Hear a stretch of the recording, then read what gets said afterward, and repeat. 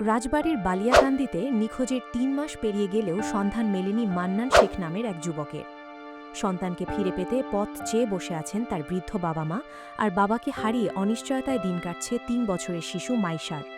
পুরো ঘটনায় এলাকায় সৃষ্টি হয়েছে চরম ক্ষোভ ও চাঞ্চল্য। রাজবাড়ির বালিয়াকান্দি উপজেলার নবাবপুর ইউনিয়নের দিলালপুর গ্রামের বাসিন্দা মান্নান শেখ। গত ২২ ফেব্রুয়ারি বিকেলে বাড়ি থেকে বের হয়ে আর ফেরেননি তিনি।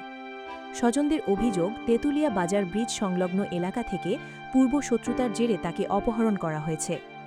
নিখোঁজ মান্নানের বাবা বাচ্চু শেখ জানান, জমিজমা সংক্রান্ত বিরোধের জেরেই তার ছেলেকে পরিকল্পিতভাবে তুলে নিয়ে গেছে প্রতিপক্ষরা।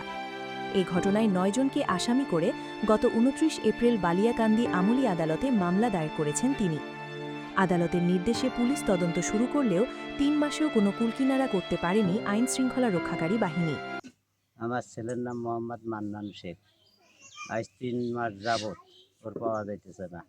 ওরা মারধর দিয়ে ওর উঠো নিয়ে গেছে বাড়িতে, নিয়ে যাওয়া আবার ওই সামনে যা মারিছে, মারার পরেতে ও আর বাড়ি ফিরে আসে নাই। ওরা পাওয়া যাইতেছে না। কারা মারলো?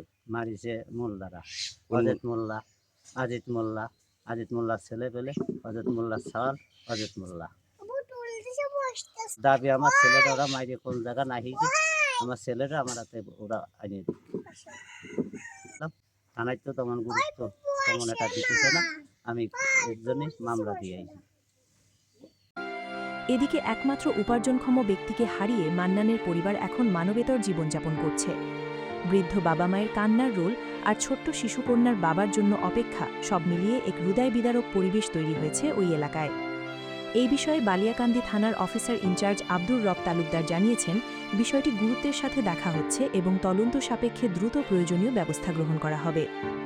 ভুক্তভোগী পরিবারের দাবি, দ্রুত তদন্ত সম্পন্ন করে মান্নান শেখকে উদ্ধার এবং দোষীদের আইনের আওতায় আনা হোক। স্থানীয় এলাকাবাসীও এই রহস্যের দ্রুত উদ্ঘাটন এবং ন্যায় বিচার দাবি করেছেন।